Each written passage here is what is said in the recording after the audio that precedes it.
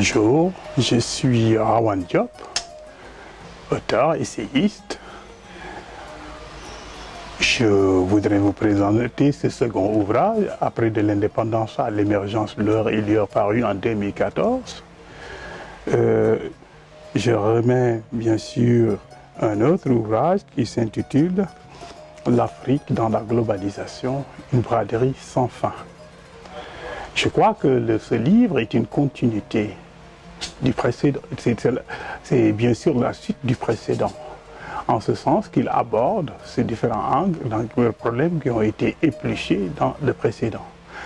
Dans de l'indépendance à l'émergence, j'ai posé le problème. Là, je me livre à une analyse détaillée.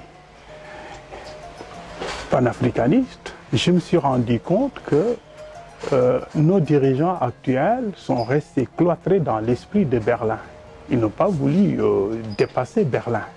Or, la conférence de Berlin de décembre 1984, janvier 1985, obéissait à une volonté, bien sûr, de balkaniser l'Afrique, de nous trouver de minuscules États qui ne pouvaient pas nous permettre de nous développer. Alors, pour nous, le défi, c'est de dépasser l'esprit de Berlin. Arriver à concevoir des entités viables, nous regrouper au sein de fédérations. Vous voyez, des entités, la CEDEAO, la SADC ou n'importe quelle autre organisation que nous avons à dynamiser pour pouvoir entreprendre le développement. Vous savez qu'à l'heure actuelle, l'Afrique pèse pour 2% dans le commerce mondial. Sur les 500 millions de pauvres du monde, les 50% se trouvent ici en Afrique. Vous voyez, donc ça pose un problème. Nous avons la possibilité de résorber tout cela. Parce que si nous passons de 2% à 3% de part dans le commerce mondial, nous avons la possibilité de sortir 130 millions de personnes de la pauvreté. Donc nous avons des moyens. Il n'y a pas de fatalité. Tout passe par une gouvernance vertueuse, j'emprunte le mot. Ça passe bien sûr par la prise de conscience de la nécessité de gouverner autrement. Gouverner autrement, vous savez, c'est mettre à profit nos potentialités que nous avons longtemps dilapidées, vous voyez, ou bien nous avons laissé faire. Il faudra maintenant que dans le cadre de la mondialisation, que l'Afrique ne figure pas comme simple figurante, que ne soit pas une parle figurante, mais que l'Afrique joue sa partition et contribue, que l'Afrique parle d'égal à égal avec les autres, commerce avec les autres sans se renier, sans s'altérer, mais pose de façon implacable sa vision, vous voyez, son orientation. Alors moi je dis simplement que par moment, vous savez, le courage de dire non suffit à changer le destin d'un peuple. Alors à un certain moment, il va falloir dire non à tout ceci qu'on nous impose, les accords de partenariat, des accords de défense, vous voyez, des partenariats déséquilibrés où les multinationales viennent s'enrichir sur le dos des Africains sans contrepartie. Nos populations continuent d'être misérables. Nous avons toutes les richesses possibles et imaginables dans le sous-sol, mais nous avons les États les plus pauvres. Je crois qu'à travers ce livre, il est d'abord posé le problème, en évoquant d'abord le paradoxe africain, que je dis un continent riche et pauvre, ça s'explique. J'ai essayé de passer en revue l'Afrique des lobbies, vous voyez, qui jouent intensément leur rôle ici, vous voyez, c'est des prédateurs nés. Là, ensuite, je suis venu à la malédiction des matières premières. Ce n'est pas un seul pays, ça parle de tous ces pays-là, du Niger en passant par le Congo, Kinshasa, le Congo-Brazzaville, le Sénégal, tous ces pays, vous voyez, qui regorgent de potentialités et qui sont pauvres. Je suis allé vous montrer que malgré, bien sûr, la disponibilité de toutes ces richesses, les pays continuent bien sûr de végéter dans le misérabilisme. Je prends le cas du Gabon qui depuis 1954 exploite son pétrole, mais ça n'a pas servi à grand chose. J'ai évoqué le cas du Tchad, ces pays-là qui est au bord de la faillite, vous voyez, qui n'arrivent plus à payer ses salaires, vous comprenez, qui n'arrivent pas à organiser des élections qu'il a repoussées en 2020. Je parle du Nigeria avec une dévaluation de sa monnaie, vous voyez.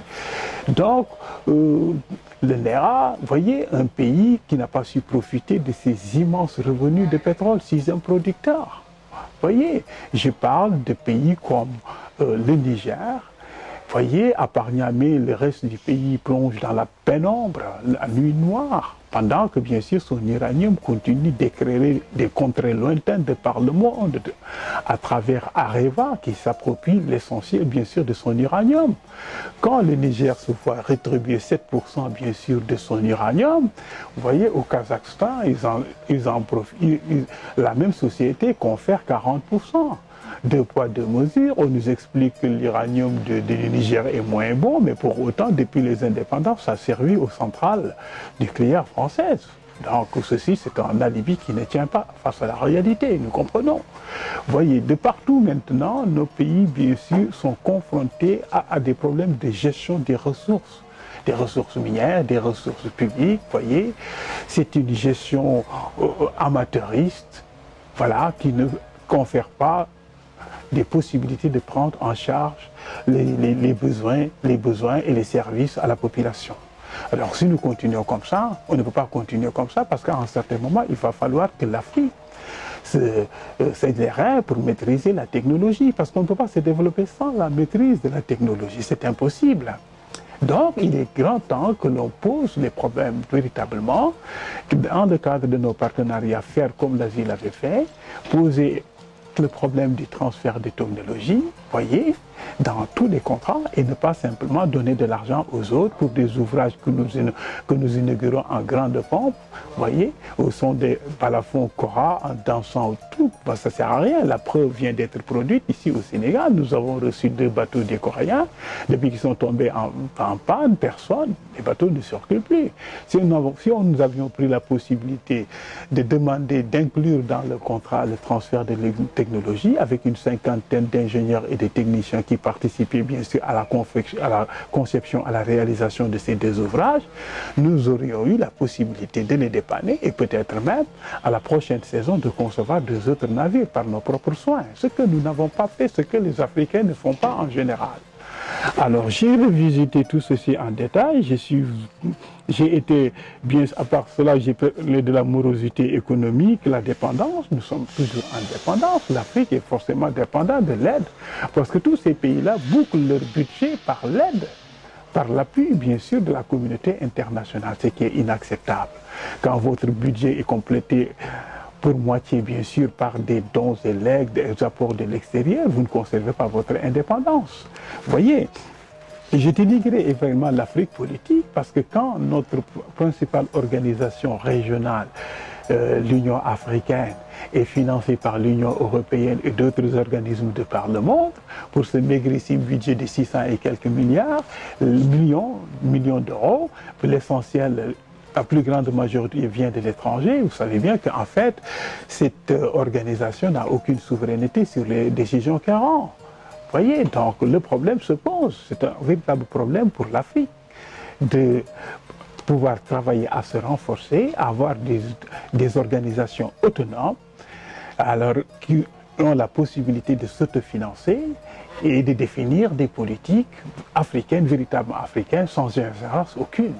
Mais ça, voilà, très bien. Et ensuite, plus loin maintenant, nous avons été revisiter bien sûr l'Afrique politique. L'Afrique politique en faisant, et particulièrement nous avons été en Afrique centrale, la terre des grands dictateurs, vous voyez, une longévité extraordinaire en général. Quand vous voyez l'Angola, quand vous voyez le Congo-Brazzaville, vous voyez le Tchad et tous ces pays, c'est une éternité, on reste au pouvoir, on a envie de mourir au pouvoir, si ce n'est pas simplement une dévolution monarchique comme au Gabon où effectivement Ali a succédé à son père et le royaume de papa lui profite à merveille. Les élections ne changent pas la donne, malgré bien sûr les visées de Jean Ping qui se bat et toute l'opposition derrière pour pouvoir utiliser le pouvoir. Bon, en dehors de cela, maintenant, nous avons été revisiter également aussi ce qu'on appelle... nous avons fait une sorte d'ode à l'intégration africaine, parce que le développement en Afrique ne peut passer que par l'intégration. L'intégration physique d'abord, voyez, l'intégration politique et sociale à tous les niveaux. Il faut qu'on prenne la conscience de la nécessité d'intégrer nos États. Voyez, si nous n'avons pas des États intégrés, nous continuerons de commercer avec les autres. Alors l'expérience a démontré que les Africains commercent pour 12% entre eux. 12%. Le reste, les 88%, c'est avec l'extérieur. L'Union européenne, à l'intérieur de l'Union européenne, c'est 75%. En Asie, c'est 55%, le commerce intra-asiatique. En Afrique, nous en sommes à 12%, ce qui est très faible. Si nous arrivons, par exemple, à intégrer nos différentes entités, alors nous aurons la possibilité de donner un coup de fouet nécessaire, bien sûr, au commerce intra-africain. Ce qui est, bien sûr, une base fondamentale pour poser les problèmes de développement. Plus loin... Vous allez résumer. Conclure. Oui, très bien. Ensuite, maintenant, j'ai été revisité dans ce livre également, les accords de partenariat, mais je suis parti de loin depuis le GATT jusqu'à la création de l'OMC, jusqu'au blocage de 2006 et l'apparition des accords de libre-échange pour contourner bien sûr le blocage de l'OMC. C'est dans ce cadre que les APE entre l'Europe et les États de l'Afrique de l'Ouest, c'est dans ce cadre-là que s'inscrivent ces accords de partenariat qui sont négociés. Mais des accords qui ne peuvent pas profiter aux Africains. Alors plus loin maintenant aussi, j'ai été revisité bien sûr le Conseil de sécurité des Nations Unies et je plaide pour qu'on ait accès au droit de veto, parce que le Conseil de sécurité tel qu'il fonctionne est décrié largement, parce qu'il ne donne pas la possibilité à l'ensemble des États du monde d'exprimer leur point de vue. Donc il y a un blocage à ce niveau-là par, bien sûr, 5 grands États qui détiennent les droits de veto. C'est déjà ce droit que je qualifie de farfelu, c'est un droit qui ne s'explique pas. Et qu'à l'heure actuelle, parce qu'à l'époque, tenez-vous bien que l'Afrique n'était pas une entité autonome, nous étions sous domination, sous occupation. Maintenant qu'on est indépendant, il n'y a rien qui se justifie. Et figurez bien qu'en 2050, nous serons peut-être 2 milliards, et nous n'avons pas accès, bien sûr, à la structure. C'est le cas de l'Inde, voyez. Bon, voilà, donc tout ceci ne peut pas être négligé. C'est le cas également des 300 millions de la nation arabe qui n'ont pas accès, bien sûr, à ce privilège. Je crois que les cartes méritent d'être rebattues et que l'Afrique trouve effectivement voilà, sa position dans le concert des nations. Maintenant, j'ai revisité également à travers cela, à travers le livre, le procès Habré, parce que moi j'ai une autre vision, je ne suis pas très d'accord sur ce qu'on dit, avec les concepts, les slogans qu'on nous a vendus, que l'Afrique jugeait l'Afrique, et que c'était une première. Vous voyez, moi j'ai trouvé effectivement que c'était une compromission. Nous avons largement servi la France-Afrique, il y avait une volonté de zigouiller, bien sûr, un héros qui a longtemps bien sûr contrecarré les plans de l'impérialisme. Voyez, donc il fallait venir à bout de ce résistant européen, c'est ce qu'on a voulu faire. Maintenant, les Africains se sont compromis, ils ont aidé, ils ont facilité, ils ont été les petits bras qui ont permis effectivement que Habré soit voilà, condamné pour toujours.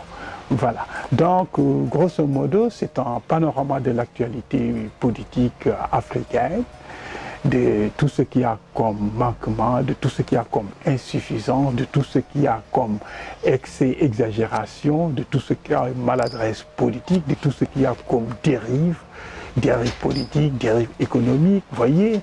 Bon, sans pour autant oublier que j'ai abordé également les mouvements de foule, les migrations, vous voyez, et tout ce qui s'ensuit, qui sont consubstantiels également à la malgouvernance, parce que ce sont des conséquences. Tout ceci, j'ai abordé à travers ce livre.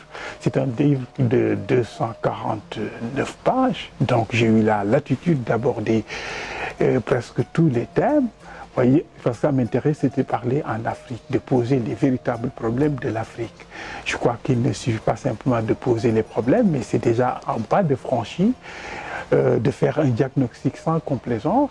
Ça, je l'ai dit également, parce que je l'ai dit dans la préface, que je m'en voudrais de faire du sentimentalisme. J'ai voulu simplement poser les problèmes. Vous voyez, et si vous voulez bien que...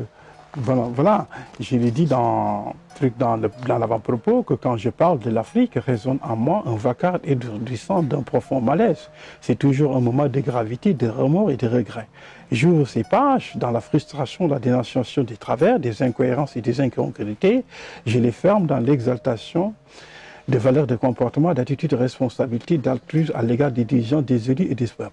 L'Afrique se hâte à pas de tertue devant l'urgence et les besoins infinis.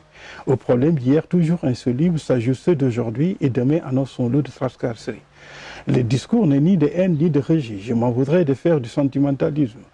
Encore que j'affirme haut et fort mes convictions. L'enjeu est de s'établir dans une démarche critique de rétablissement de la vérité, de tenir un discours de raison qui, sans être exhaustif, assume avec courage et responsabilité la mission de passer en revue les innombrables problèmes qui rendent hypothétique le développement sans cesse rêvé du continent africain, fort enlisé dans ses travers, ses hypocrisies, ses insuffisances et ses regrets.